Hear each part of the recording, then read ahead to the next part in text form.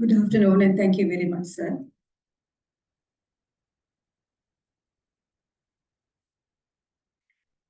Good afternoon, ladies and gentlemen.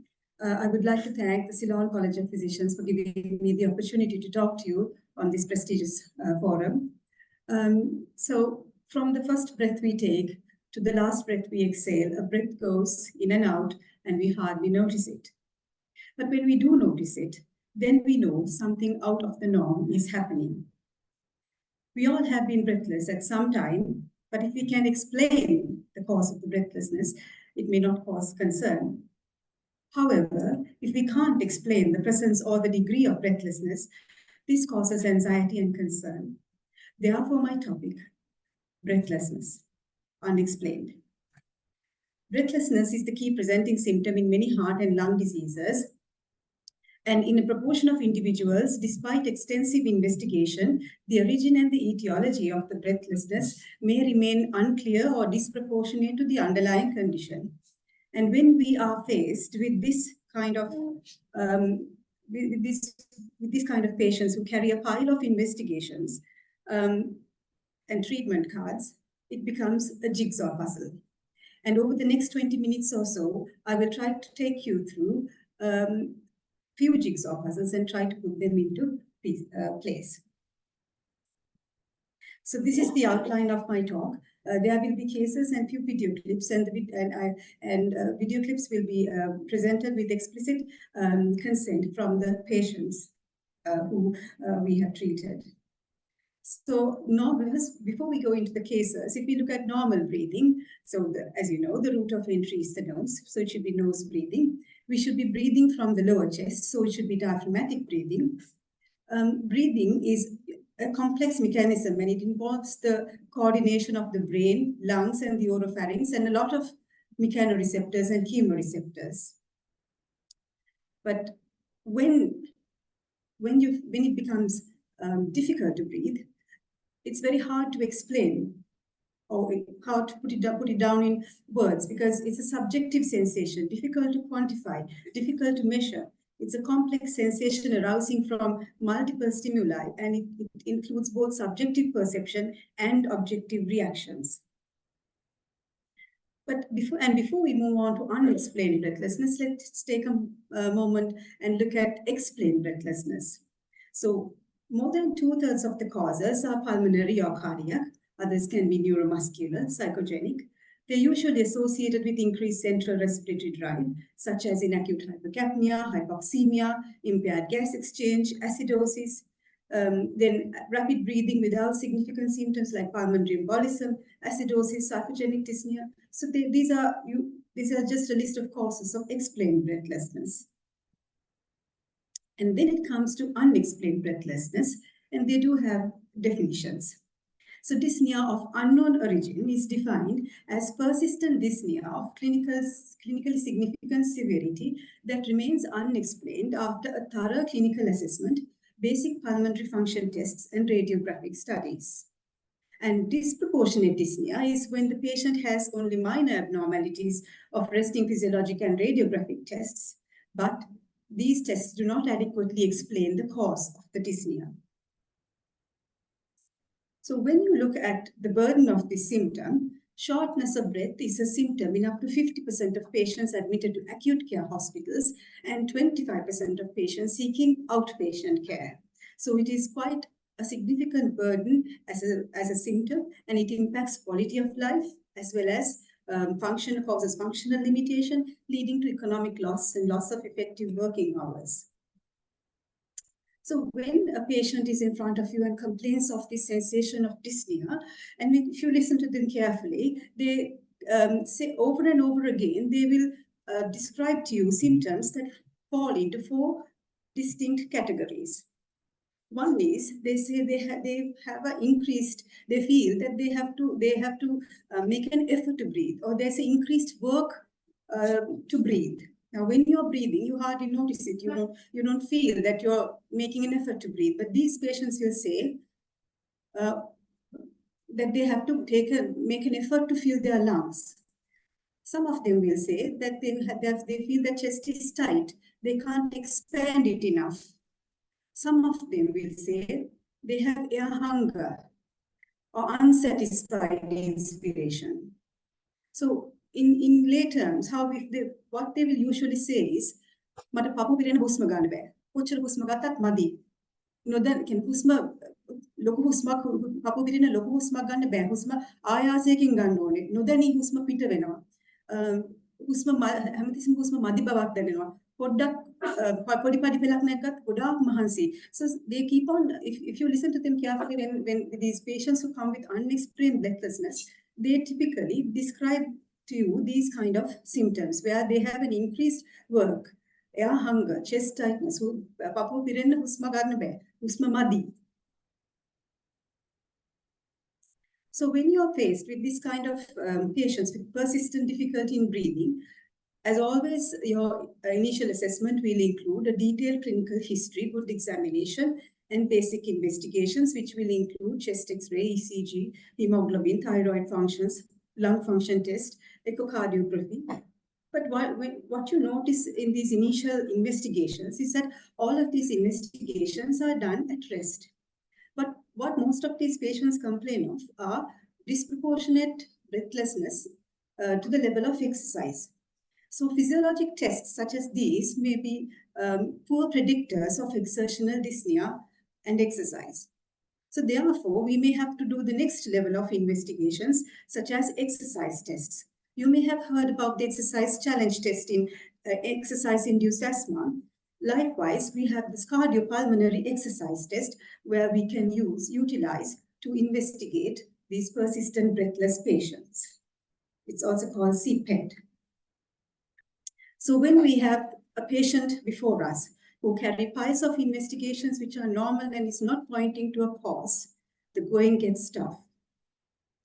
Next, I will go through a series of cases of patients who have presented to us who were quite challenging to diagnose. So starting from the first case of unexplained breathlessness. Right, so she is a 53-year-old female with past history of hypertension and ischemic heart disease who had been doing a good office job, who had to stop her work because of disabling breathlessness, and she was referred to the chest clinic to be evaluated for difficulty in breathing. She had a history of mild COVID infection in 2021. She complained of global sensation, shortness of breath when speaking, feeling of inadequacy of breath inside the chest, need to breathe through the mouth and difficult to breathe through the nose, and increasing fatigue. So we assess her with this breathing pattern assessment tool, or the BPAT, which I will show you later. It is an easy scoring system where you observe the patient for a couple of minutes during your clinical consultation and look how the patient is breathing. So in this BPAT assessment of this patient, she's noticed to have apical breathing, that is, she's using the upper chest to breathe. Silent inspiration and expiratory flow, there is no noise or wheezing. She uses a combination of the nose and the mouth to breathe. And during those few minutes of observation, one episode of air hunger was noted.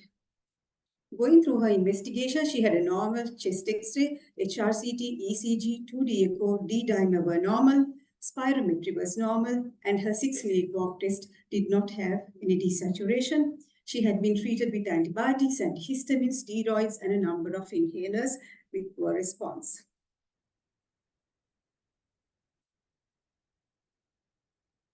So this is a short video clip. So I would like to show you this video clip, and I want you to remember this because I will show you her breathing pattern after she was treated. So you can see how she's breathing. She's using her upper muscles, accessory muscles. There's a lot of apical upper chest movement with difficulty in breathing.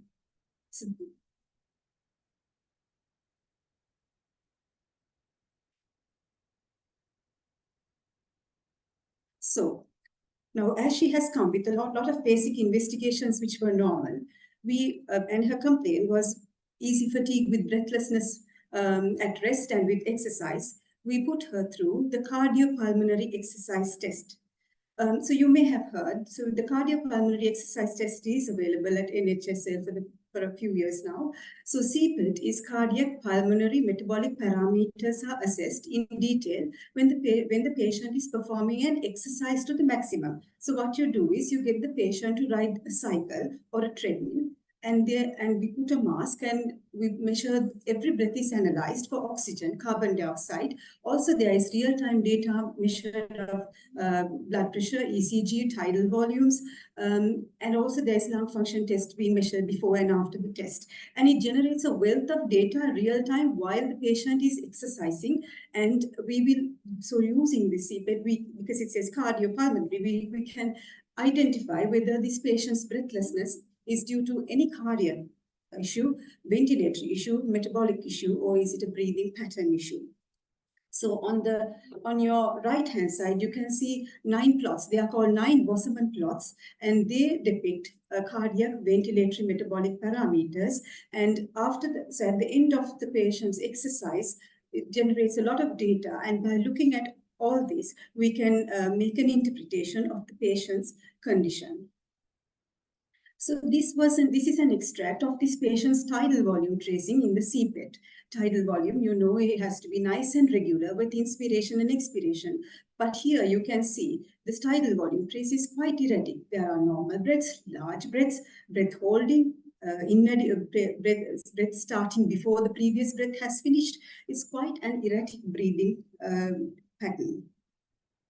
So then that takes us to breathing pattern disorders. They're also called dysfunctional breathing. This dysfunctional breathing is an alteration in the normal biomechanical patterns of breathing, and it can result in intermittent or chronic symptoms, and they can be respiratory symptoms and non-respiratory symptoms. They can complain of all sorts of respiratory difficulty in breathing features, as well as they can complain of muscle tension, headaches, back pain, neck pain, because of the wrong muscles they are using to breathe. So it becomes habitual and subconscious, is quite disproportionate. And what is interesting is that about 25% of asthma patients also have coexistent dysfunctional breathing. So if your asthma patient is you feel that the patient is fairly managed, is on optimal treatment, but still complains of breathing, it may be that your patient is suffering from a breathing pattern disorder. And most of the time what happens is one inhaler to another is added, but we have to keep an open mind about other diagnoses as well. So a word about the BPAT tool, or the breathing pattern assessment tool. It's fairly simple. It takes only a few minutes. You have to watch the patient. So you have to watch the patient when he's breathing, whether the patient is nicely expanding the lower chest and breathing, or whether there's predominant apical muscle use, as you saw in the video clip, or whether he's using the abdomen to breathe, or it is a combination, whether there is any noise in the inspiratory or expiratory flow, whether there is any hunger or sudden large breaths that the patient takes when the patient is talking to you or during silent breathing. Suddenly the patient will take large breaths all of a sudden. So they say that it's because they don't feel the breath is enough, or the lungs are not adequately filled. Whether the respiratory rate is high, and whether the patient's breathing pattern is rhythmical or erratic. So if the BPAT score is more than 4, that is highly suggestive of breathing pattern disorder. Apart from that, there are questionnaires such as Nijmegen questionnaire, which can be done, which has about 20 statements to suggest hyperventilation.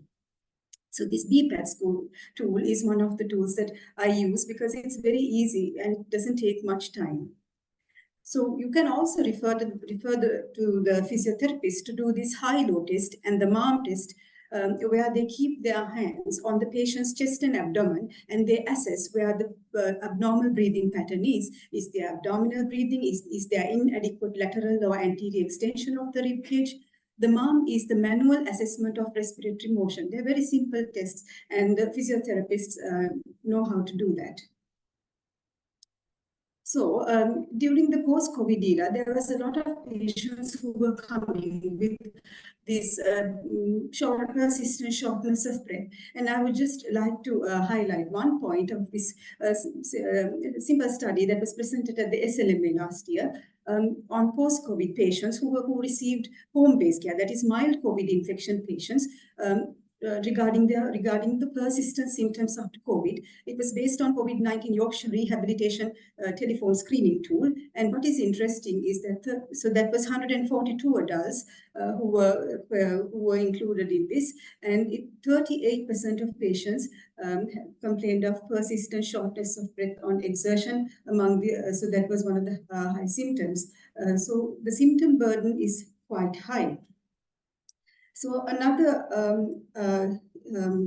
video clip during a CPET or a cardiopulmonary exercise test. Here you can see again how the breathing is very erratic. There are large breaths and this plateauing, breath holding, where the patient is suddenly tightening the upper accessory muscles and the patient is breath holding. So these kind of different breathing patterns we encounter when we evaluate patients with breathing issues.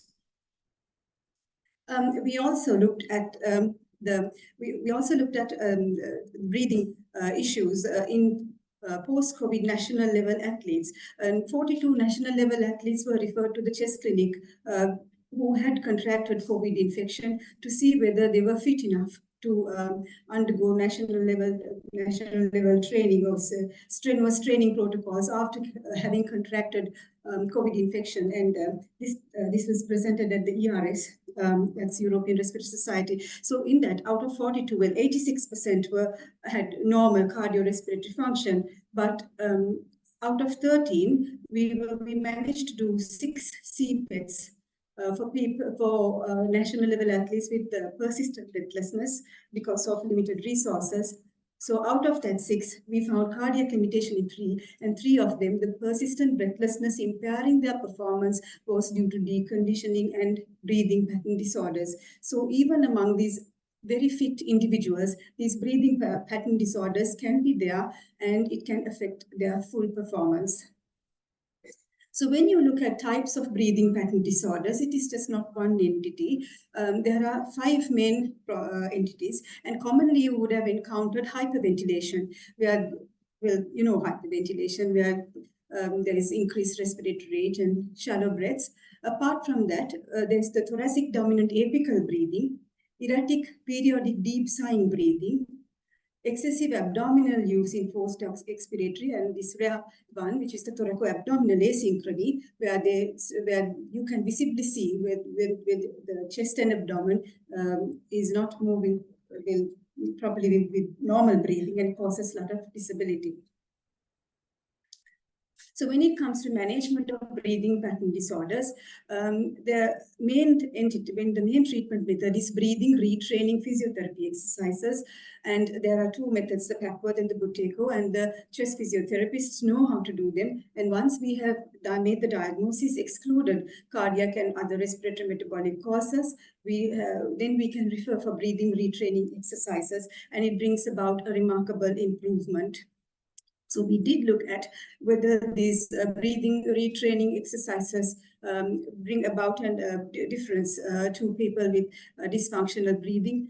Here we had 20 consecutive adult patients who had dysfunction, who had BPAT score more than 4, who underwent breathing retraining exercises in the central chest clinic, and out of that, so 15 attended for review, and most of them had improved. So BPAT score had improved in 93%, and the manual assessment, the MARM, had improved in 86%. So, and 75% had returned to work after 2 weeks of breathing retraining exercises. So, so breathing retraining exercises is the proven method of treatment for breathing pattern disorders. So this is the patient after treatment. So you can see how the breathing mechanics have improved, and no longer is she using those upper muscles to breathe, and it's nice and regular. So let's move on to case number 2, another interesting case. Right. A husband and wife comes to the clinic quite distraught. The wife carries a pile of investigations and this patient was referred to the chest clinic for uncontrolled asthma. She had several exacerbations and were labeled as bronchial asthma exacerbations, nebulized, given oxygen, and so on. She's very tearful, and her main worry is that every night when she turns towards her husband to sleep in the night, she becomes breathless. So over the past 30 years, every night she has been sleeping, turned towards the husband. And now over the past 2 months, every time she goes to bed at night, sleep, she becomes breathless. For a moment, I wondered whether she was in the right clinic. But when the husband showed this small video clip, we realized that there was something actually going wrong and not something in the mind. So this was her breathing pattern when she turns towards the side.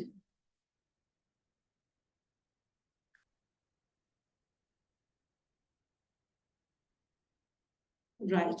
So here we are, a patient, this lady who had the chest X-ray looking like this a few months ago, and who was referred to as uncontrolled asthma.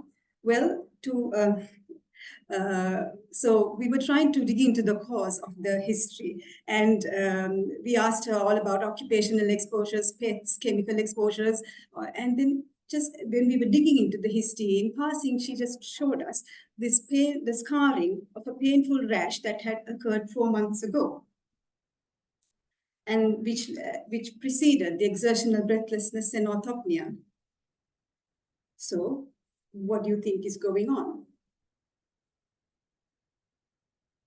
So this chest X-ray was done about 5-6 months. It's an old X-ray. Any idea about the painful rash? Yeah. Yes, so it was an interesting and rare case. So it was Dr. Bimsa Senanayaka's neurology team and Amita Fernandez's team which jointly managed this case. And so yes, we did suspect diaphragmatic dysfunction due to phrenic nerve involvement due to herpes zoster, which is a rare cause. So we had the chest X-ray. So this was her current chest X-ray, and you can see elevation of the right diaphragm. So you know that the diaphragm is anyway higher than the left side in the right side. So to identify whether there's diaphragmatic dysfunction, we can do a basic lung function test, that is the standing and supine FVC, forced vital capacity. You can do the ultrasound scan of the diaphragm and an EMG. And also we did the arterial blood gas to see if there is any hypercapnia or ventilatory deficit, and the CECT chest to see if there is any other problem or any other lesion in the which can cause phrenic nerve dysfunction. So diaphragm is the main respiratory muscle. And out of the causes of unilateral diaphragmatic dysfunction, herpes zoster is given, and it's only few reported cases are there. So it was quite interesting to diagnose this patient who was going about a few months. So to diagnose diaphragmatic dysfunction, we can do a simple test called the seated and supine FVC, which is done at the chest clinic. So what we look at is the seated and supine FVC decline of 10%. And our patient, you can see the seated the decline of FVC is 40%. There's a decline from the seated to supine FVC of 40%, which is significant diaphragmatic dysfunction. Apart from that, to support this evidence, we can also do respiratory muscle assessment, the MIPS, MEPS, and the SNPs. That is the maximum inspiratory pressure, maximum expiratory pressure, sniff inspiratory pressure. These are done in the chest clinic to have a good idea about the muscle function, inspiratory and expiratory muscle function. And if it is less than 60 centimeters H2O, it indicates weakness of the muscles. And in our patient, the MIP is 48. MIP is the maximal inspiratory pressure. The MEP is 55. So you can see both MIP and the MEP are reduced. However, the MIP is more reduced than the MEP. So the diaphragm is the main inspiratory muscle. Therefore, the maximum inspiratory pressure is lower than the expiratory pressure. So gives us a good clue. So that is the end of the second case. Right, let's move on to case number 3. 52-year-old male, previously healthy, smokes 1 to 2 cigarettes per day, complains of difficulty in breathing on exertion going on for 1 year. First noticed when he was, well, he usually goes to the gym and he's very much concerned about his physical appearance or physique. And so when he was starting to step up his strength training exercises, he noticed that he has chest tightness, throat constriction, and there will be voice change. Emotional change will bring about the choking sensation. He's very anxious about the condition and had lots of medications, no response, a lot of investigations, and the clinical examination is normal. So when someone carries all the investigations you go through and you don't have anything else to do, any investigations, you've done the basic investigations, and we went ahead with the cardiopulmonary exercise test to see and put him through a maximum exercise to see whether there's anything wrong with the heart, the ventilation, or the metabolism, or the breathing. So this patient exercised well. He used to go to the gym. But what we noticed during the CPET was very interesting. So during this exercise test, we do serial flow volume loops, that the patient has to do serial flow volumes. And if you can notice, I wonder whether you can see these, they are serial flow volume loops done during exercise. The upper one is the expiration and the lower curve is the inspiration. And the inspiration should be nice and concave, it should be nice and round. But you can say that when the patient, in the middle of the inspiration, there is a kink. So this is a typical trapezoid biphasic inspiratory curve, which is highly suggestive of vocal cord dysfunction. So he had a nice spirometry at rest, but as soon as he starts to exercise, the inspiratory curve starts kinking throughout the exercise. So when you have a patient with complex breathlessness, we have to consider laryngeal considerations.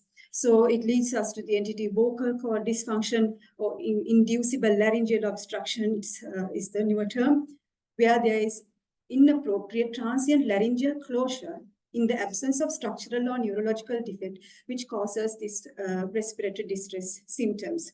So when you're breathing, when you're inhaling, there is sudden closure of the vocal cords despite there being no neurological issue. So the usual precipitants are upper respiratory tract infections, uncontrolled asthma, reflux, persistent allergic rhinitis, and they come with these also chronic cough and difficulty breathing, choking sensation, voice change, global sensation, persistent trying to expectorate out.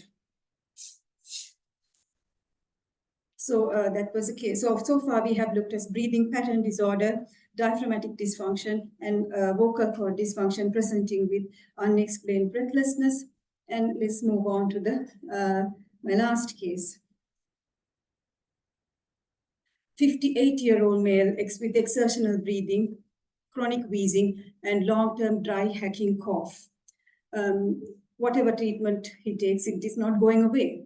The symptoms are the coughing and the wheezing, the breathlessness, the tightness is triggered by talking in meetings, laughter, exercise. He has stopped all exercise due to symptoms. He does smoke 5 to 6 cigarettes per day. Again, he brings a set of investigations, normal, spirometry, 6-minute walk test, chest x-ray, echo, all normal. Many times he had admitted and had been treated as acute exacerbations of asthma with steroids, bronchodilators, and every time he's discharged, he did get some response, but it's never fully gone. So, well, this is an extract from his flow volume loops during his CPET. And this can just pass as unnoticed if you don't go looking for it. So you can see that during inspiration, if you can notice where the EA-ILV letters are there, there's a kink. And here, during the tidal volume notes, there's a slight kink. So this is highly suggestive of large airway collapse. So A word about large airway collapse. You may have heard about the terms tracheobronchomalacia, which can be seen in pediatrics. It can be in adult patients also, and the entity EDAC, or excessive dynamic airway collapse. So these patients can come with unexplained breathlessness, mainly with dry hacking cough triggered by exposure to talking or dry air. So when you look at the trachea, the anterior 2/3 is cartilage, the posterior 1/3 is membrane, and when you take a normal exhalation, the posterior membrane only comes and it only kings to the kings anteriorly only a little bit. So next time when you look at a CT scan, look at the inspiration, the trachea is nice and round, and when you look at the expiratory view, the trachea just kings a little anteriorly, it doesn't bulge right in. But in EDAC, or excessive dynamic airway collapse, this posterior membrane bulges more than 50% of the tracheal lumen, causing symptoms, causing difficulty in breathing, and it can even cause, in severe cases, it can even cause desaturation. Then tracheobronchomalacia is a condition that affects the cartilaginous part of the trachea, where the lateral part of the anterior or circumferentially it can cause it can be defectful, and the causes can be congenital or it can be acquired, such as post-intubation in systemic inflammatory conditions. And when a patient has EDAC or tracheobronchomalacia, simple triggers like dry air, or even in some people, even swallowing saliva can trigger a cough, and they end up with large bouts of dry hacking cough, which is uncontrolled. And in this patient, the smoking was a trigger too. Reflux, rhinitis, asthma can be triggers. So this is a CT scan where you can, on the left, you can see on the upper left, the CT scan, the trachea is open, and the right next to it, you have the expiratory view. You can see how the posterior membrane is almost touching the anterior part of the trachea in EDAC. And when you do so that is the gold standard to diagnose a dynamic CT scan, where the patient is asked to take a deep inspiration and deep expiration. It's called a dynamic. So if you're suspecting it, you have to request for a dynamic CT scan. And also when we do a bronchoscopy, we can visualize directly how the posterior membrane is collapsing forward. Usually affects the trachea. It can affect the main bronchi and also sometimes just segments of the bronchial. So that's why sometimes we have to do bronchoscopy in patients who have cough which is not going away, or breathlessness which is not going away. So in summary, when a patient presents with unexplained dyspnea, with a good clinical history is the basis. Good clinical history, good examination, and the initial basic investigations. And when it is not suggestive of a major cardiac or respiratory pathology, you may have to put the patient to the next level of investigations, such as exercise testing. And look for causes which is out of the normal causes, such as maybe breathing pattern, diaphragm, vocal cord dysfunctions, and laryngeal collapses, and so on. So that brings to the end of my talk. I would like to thank Dr. Amita Fernando, my mentor in respiratory medicine, my previous trainers. I would also like to thank Mr. Chaturanga, Mr. Suresh, and Ms. Rumesha, who are the physiotherapists in the chest clinic, who do a wonderful job in helping us to evaluate and manage these patients. And a special thank goes to the patients who gave their consent to share these video clips in academic sessions. Thank you very much, and if there are questions, I'll be happy to answer. Thank you, Ruwanthi. For me, crispy pieces, and you have made the fetal presentation crispy. I think there will be questions, there will be observations, and so open for discussion.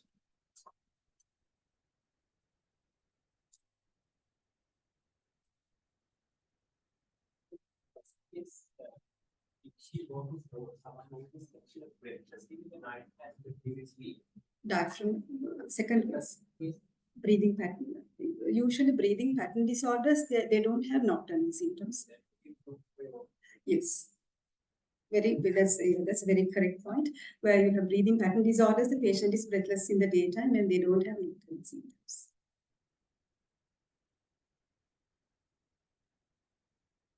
Usually these are women, and they are worried of something. Young women come and they don't come and see this part. They are already related to deal with molecules or not.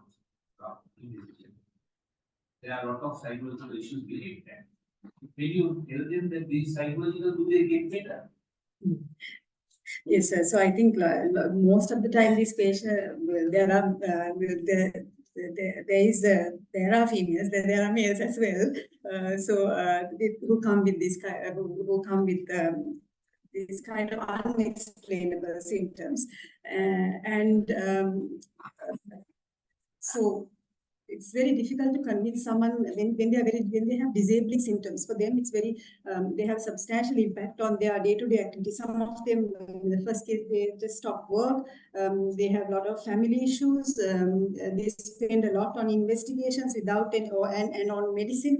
And if you just go and tell them this is just stress related or just because of your reflux, then it's not easy to convince a patient. And also as a clinician, you also wonder when a young girl is in front of you and complains of breathlessness, whether there is any rare underlying myopathy or maybe cardiomyopathy or even CTEPH, like a chronic thromboembolic pulmonary disease presenting with breathlessness. So when you go ahead with the next investigations, substantially excluded the cardiopulmonary causes, and also helps the patient to be convinced that yes, my heart is good, my lung, the ventilation is good, but there's something wrong with my breathing pattern, and this is what I should do. So I think that therefore further evaluation helps.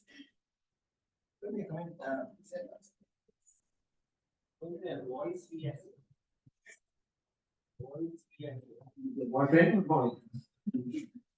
Thank you, Ruwanthi, for a very excellent and comprehensive presentation.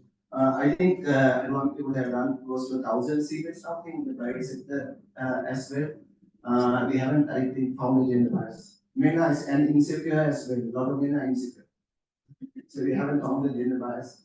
As Ruwanthi explained, the title tracing and things like that, telling this is psychogenic, this is like that. Patients are reassured when they find that somebody has understood their problem and have able to explain to them, and especially showing those tidal volume tracing where they have erratic breathing patterns and they are hyperventilating and having objective scoring systems like the self-assessment of breathing, self-assessment questionnaire. DPAT. Not DPAT, the other one. Not the DPAT, is more for hyperventilation. The other one, you put it there.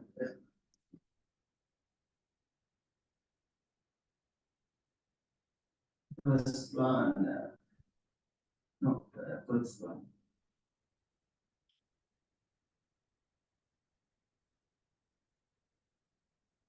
Yeah, that's self-assessment of breathing questioning. Below the medium. So there are objective tools that we can use, which can be used, and so the patient understand that there is a problem, and there is that somebody is there who has understood that problem, and then the visual assessment, as one said, with the tidal volume tracing helps. So we see quite a lot of breathing pattern disorder questionnaires, as one said, overlapping with other airway diseases, as obstructive airway diseases and interstitial lung disease. So the key things are the vocabulary of dyspnea. So we are very familiar with the vocabulary of dyspnea. So some patients will come and say, Usma Madi, as one we explained, Pakopian Usma and Gan Usma, Honda Rude, overcoming IRS in Usma Granona. So we as physicians are very familiar because this is our bread and butter. And day to day we listen to this vocabulary of dyspnea and things, and we are able to pick up these cases when we encounter them. What a guide with GTD, what did you offer? So when it comes to vocal cord dysfunction, it is the main thing is laryngeal hydration or laryngeal hygiene. So we have to refer to the speech therapist for them to, so it's some swallowing exercises. Again, if it is accompanied with breathing, usually it's accompanied with breathing pattern disorders as well. So it's basically breathing retraining exercises and laryngeal hygiene. Avoidance of irritants such as stopping smoking, prevention of or treatment of allergic rhinitis, reflux disease, controlling of asthma. Those are the usual triggers. And when during exercise or when they are exercising, prevention or reducing airway dehydration, that is another common trigger. So it's basically as a whole, as an umbrella term, it's called laryngeal hygiene. So. Do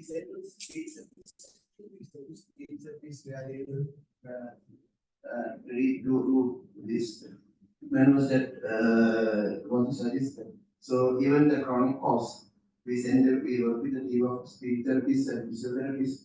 They are behind it. So, but still, I don't think that exercise reduces laryngeal obstruction. We are dynamic observation of the vocal cords.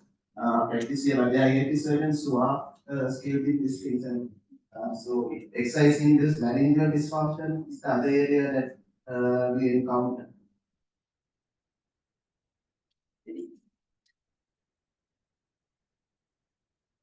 Thank you very much for this very interesting discussion.